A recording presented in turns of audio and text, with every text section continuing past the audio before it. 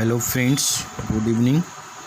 तो मेरा नाम योगेंद्र प्रसाद है। फिर रिच डैड पुअर डैड का मैं रिकॉर्डिंग कर रहा हूँ और फिर आपसे रिक्वेस्ट कर रहा हूँ इस पुस्तक को एक बार ज़रूर पढ़ें। तो पार्ट इसका 19 पार्ट है। कहता है इसमें सबक 5 अमीर लोग पैसे का आविष्कार करते हैं। तो अध्याय 6 सबक 5 अमीर लोग पैसे का आविष्कार करते हैं। तो इसमें इन्होंने लेखक ने बताया है कि पिछली रात इन्होंने लिखना बंद किया और अलेक्जेंडर ग्राहम बेल के जीवन पर आधारित एक टीवी कार्यक्रम देखा। बेल ने टेलीफोन का पेटेंट करवाया था और उनकी नई खोज की बहुत मांग थी। चूँकि उन्हें एक बहुत बड़ी कंपनी की ज़रूरत थी, इसीलिए वे उस समय की नामी कंपनी वेस्टर्न यूनियन के पास गए और उनसे कहा कि वे उनकी पेटेंट और उनकी छोटी सी कंपनी को खरीद लें। वे पूरे पैकेज के $1,00,000 चाहते थे। वेस्टर्न यूनियन के अध्यक्ष ने यह सुनते ही त्योरियां चढ़ा ली और प्रस्ताव को यह कहकर ठुकरा दिया कि मांगी जाने वाली कीमत बहुत ज़्यादा है। बाकी इतिहास है। खरबों डॉलर के उद्योग का जन्म हुआ और AT&T का जन्म हुआ। अलेक्जेंडर ग्राहम बेल की कहानी खत्म होने के बाद शाम के अखबार आ रहे थे। समाचारों में एक स्थानीय कंपनी के स्टाफ में कटौती के बारे में एक खबर थी। कर्मचारी नाराज़ थे और शिकायत कर रहे थे कि कंपनी के मालिक ज़्यादती कर रहे हैं।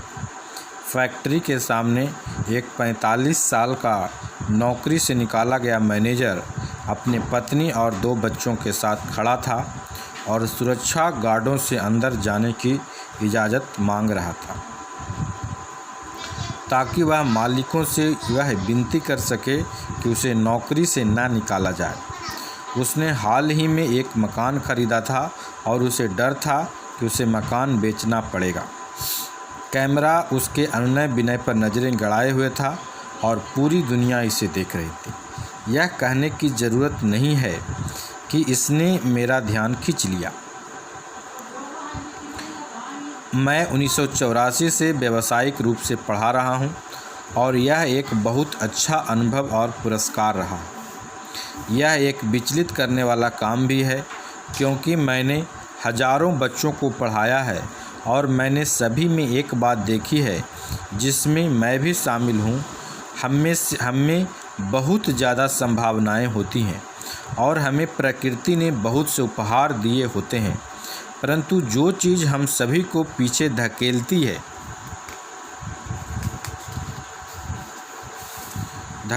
है वह है खुद के बारे में शंका। क्या? खुद के बारे में अपना जो शंका होता है, मन में डाउट। तकनीकी जानकारी की कमी के कारण हम पीछे नहीं रहते, बल्कि आत्मविश्वास की कमी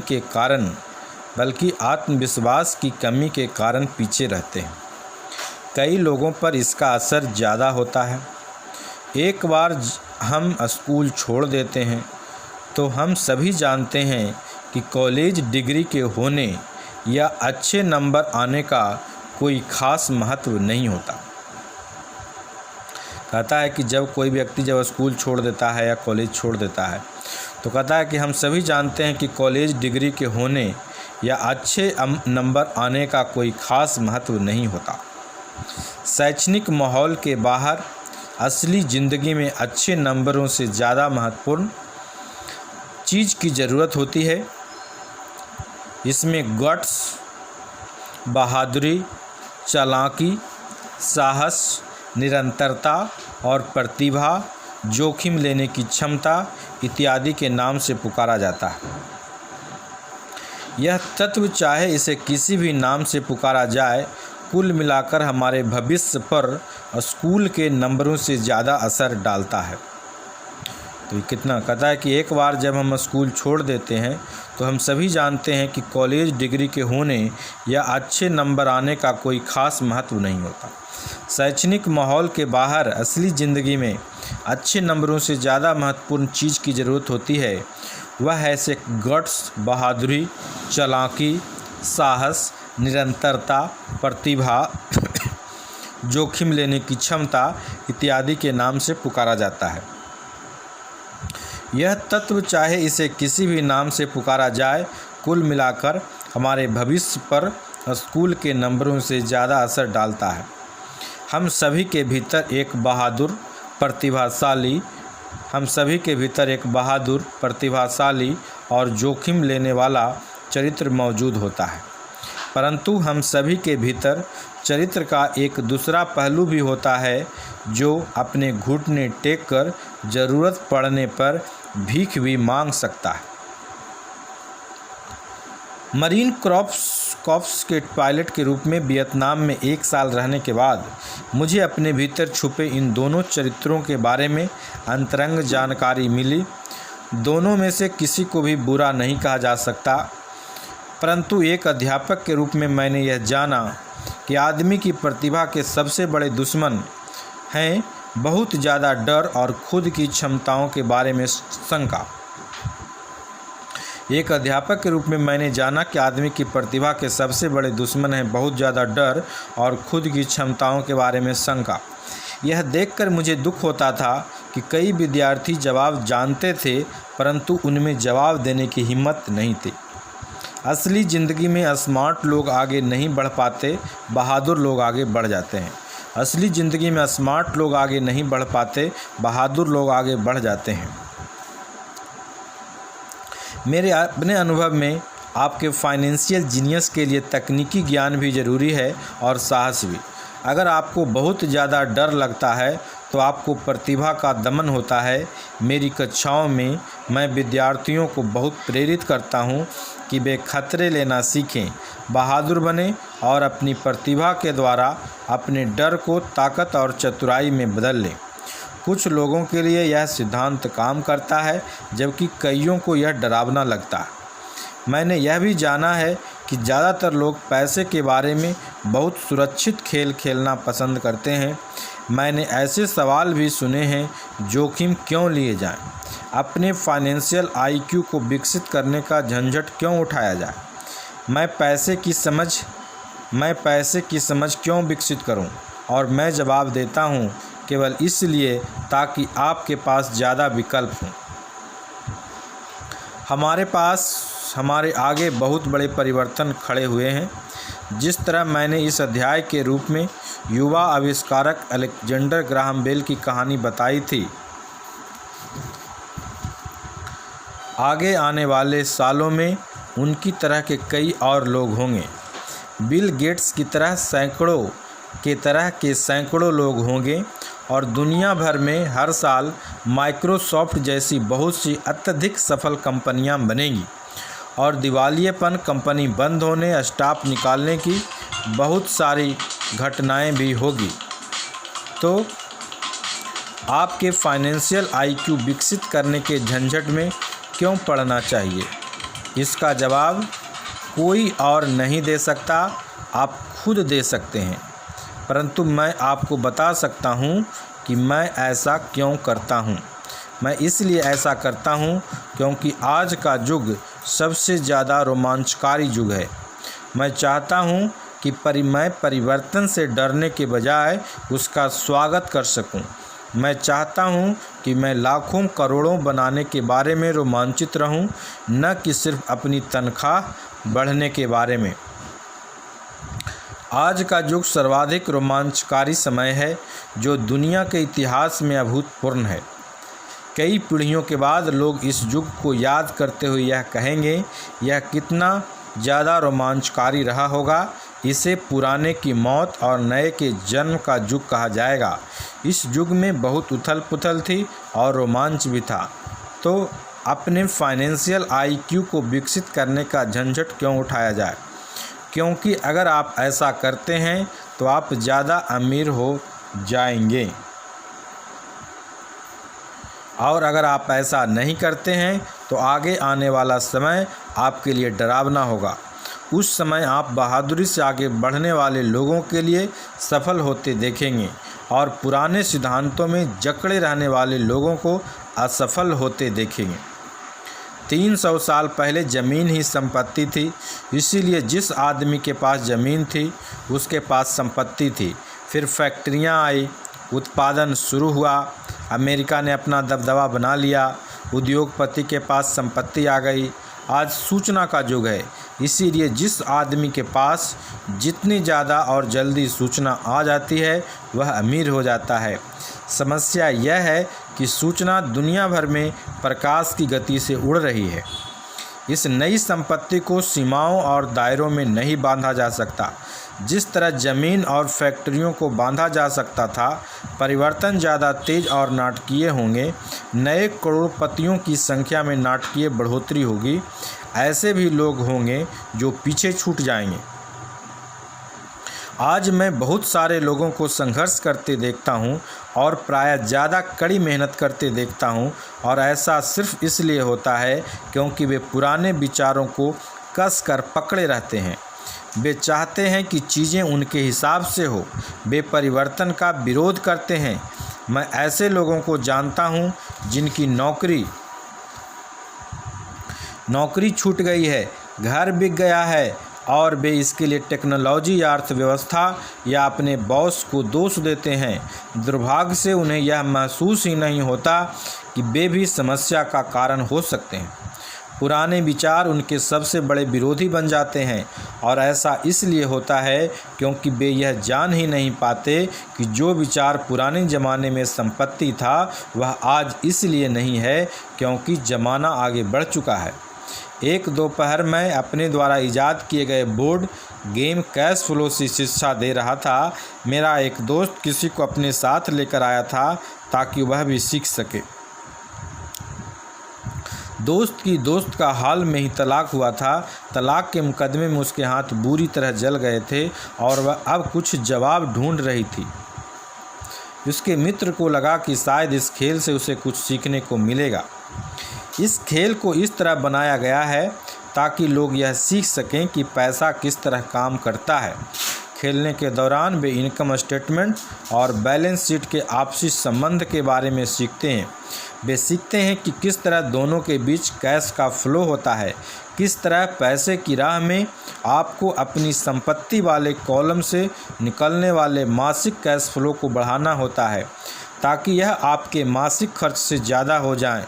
एक बार आप इसे हासिल कर लेते हैं तो आप चूहा दौड़ से बाहर निकल जाते हैं और तेज़ राह पर चल पड़ते हैं। जैसा मैंने कहा है, कुछ लोग इस खेल से नफरत करते हैं, कुछ इससे प्रेम करते हैं और कुछ इसका मतलब ही नहीं समझ पाते। इस महिला ने कुछ सीखने का बहुमूल्य अवसर खो दिया। शुरुआती राउंड में उसने एक डूडेड कार्ड खींचा जिस पर एक नाव बनी थी। पहले तो वह खुश हुई, अरे मेरे पास तो एक नाव है। फिर जब उसके मित्र ने यह बताया कि किस तरह आंकड़े उसके इनकम स्टेटमेंट और बैलेंस शीट पर काम करते हैं तो वह कुंठित हो गई, क्योंकि उसे गणित जरा भी पसंद नहीं था। बाकी के खिलाड़ियों ने शांतिपूर्वक इंतज़ार किया जब उसका दोस्त इनकम स्टेटमेंट, बैलेंस शीट और मासिक कैश फ्लो के बारे में उसे समझाता रहा। अचानक जब उसने यह जान लिया कि आंकड़े किस तरह काम करते हैं तो इसे जानकर झटका लगा कि उसकी नाव उसे जिंदा खा रही है।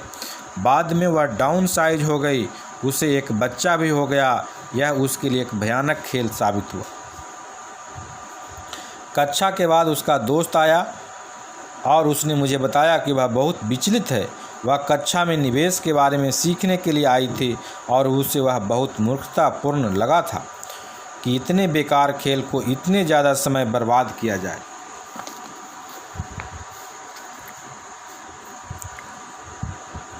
उसके मित्र ने उसे यह समझाने की कोशिश की कि वह अपने भीतर झांक कर देखे कि क्या यह खेल उसके किसी अंदरूनी पहलू को उजागर कर रहा था। इस सुझाव पर उस महिला ने अपना पैसा वापस मांग लिया। उसने कहा कि यह विचार मूर्खतापूर्ण है। कोई खेल किसी के अंदरूनी पहलू को उजागर करता है। उसका पैसा तत्काल वापस कर दिया गया और वह वापस चली गई। 1984 से लेखक जो है वो करोड़ों कमा रहा हूँ, और सिर्फ इसलिए कमा रहा हूँ क्योंकि स्कूल सिस्टम वह नहीं सिखाता जो मैं सिखा रहा हूँ। स्कूल में ज़्यादातर शिक्षक भाषण देते हैं, अपने छात्र जीवन में मुझे भाषणों से चिढ़ थी। मुझे बहुत जल्दी बोरियत हो जाती थी और मेरा दिमाग इधर उधर भटकने लगता था। 1984 में मैंने खेल खेल में शिक्षा देना शुरू किया। मैंने वयस्क विद्यार्थियों को प्रोत्साहित किया कि वे इन खेलों को ज्ञान बढ़ाने के इस पहलू से देखें कि वे क्या जानते हैं और उन्हें क्या सीखना चाहिए। सबसे महत्वपूर्ण बात यह है कि इस खेल से आदमी के व्यवहार पर भी प्रकाश पड़ता है। यह एक तात्कालिक फीडबैक सिस्टम भी है। टीचर लेक्चर दे, इसके बजाय खेल एक व्यक्तिगत लेक्चर बन जाता है जो आपके लिए ही बनाया गया है।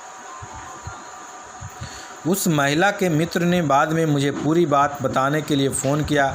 उसने कहा कि उसकी मित्र अब शांत है। शांत होने के बाद उसने खेल और अपने जीवन के बीच में कुछ आपसी संबंध भी महसूस किए हैं। हालांकि उसके और उसके पति के पास नाव नहीं थी, परंतु उनके पास बाकी सब चीज़ें थीं। वह अपने तलाक के बाद बहुत नाराज़ थी। उसका पति एक कम उम्र की महिला के साथ भाग गया था और 20 साल के वैवाहिक जीवन के बाद उसके पास दौलत के नाम पर बहुत कम सामान था। उसके बीच बांटने के लिए लगभग कुछ भी नहीं था। 20 साल की उनकी शादीशुदा ज़िंदगी में मज़ा बहुत आया था, परंतु उन्होंने केवल डू डैड ही इकट्ठे किए थे। उसने यह महसूस किया कि आंकड़ों पर उसका गुस्सा इनकम स्टेटमेंट और बैलेंस शीट पर इसलिए था क्योंकि वह उन्हें समझ नहीं पा रही थी। उसका मानना था कि पैसे धेले का हिसाब किताब रखना पुरुष का काम है। वह घर संभालती थी, उसका पति पैसों को संभालता था। उसे अब यह पक्का भरोसा हो चुका है कि उनकी शादी के आखिरी 5 साल में उसके पति ने उससे पैसे छुपाए थे। वह इस बात पर खुद से नाराज़ थी कि उसे यह पता ही नहीं चला कि पैसा कहाँ गया है, और यह भी पता नहीं चला कि उसका किसी दूसरी औरत के साथ संबंध बन चुका है।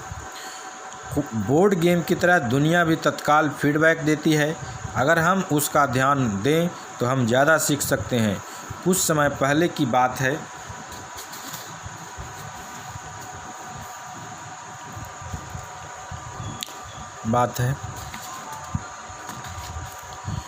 मैंने अपनी पत्नी से कहा कि धोबी ने मेरे पैंट को सिकोड़ दिया है।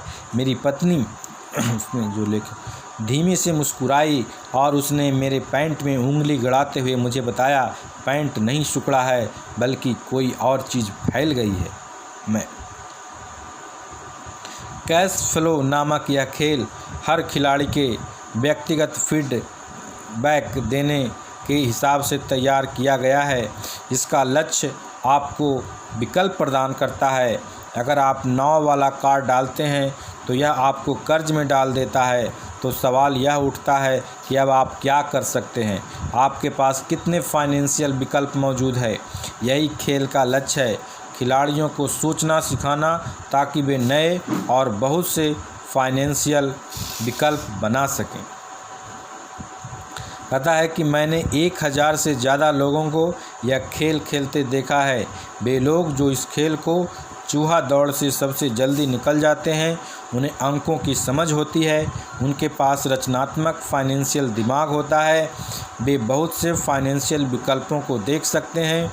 जिन लोगों को सबसे ज़्यादा समय लगता है वे ऐसे लोग होते हैं जिन्हें अंकों की समझ नहीं होती और जिन्हें प्रायः निवेश की ताकत का एहसास नहीं होता।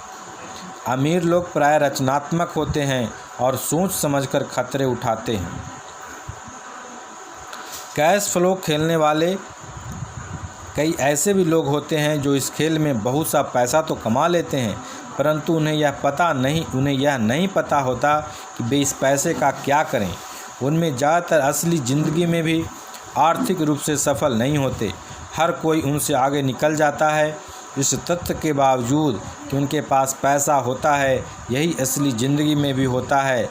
ऐसे बहुत से लोग हैं जिनके पास बहुत सा पैसा होता है, फिर भी वे आर्थिक रूप से आगे नहीं बढ़ पाते। अपने विकल्पों को सीमित कर लेना अपने पुराने विचारों से चिपके रहने की तरह। हाई स्कूल के समय का मेरा एक दोस्त अभी 3 नौकरियां कर रहा है। 20 साल पहले वह मेरे सहपाठी में सबसे अमीर हुआ करता था। जब स्थानीय शुगर प्लांट बंद हुआ तो वह जिस कंपनी के लिए काम करता था वह भी बंद हो गई। उसके दिमाग में केवल एक विकल्प था, वह पुराना विकल्प था, कड़ी मेहनत करो, समस्या यह थी कि उसे कोई बराबरी की नौकरी नहीं मिल पाई जो पुरानी कंपनी में उसकी वरिष्ठता को माने। इसका परिणाम यह हुआ कि वह अभी जो काम कर रहा है वे उसकी योग्यता के बहुत नीचे का काम है, इसलिए उसकी तनख्वाह कम है। उसे जिंदा रहने के लिए जितना पैसा चाहिए उतना कमाने के लिए उसे 3 नौकरियां करनी पड़ रही है।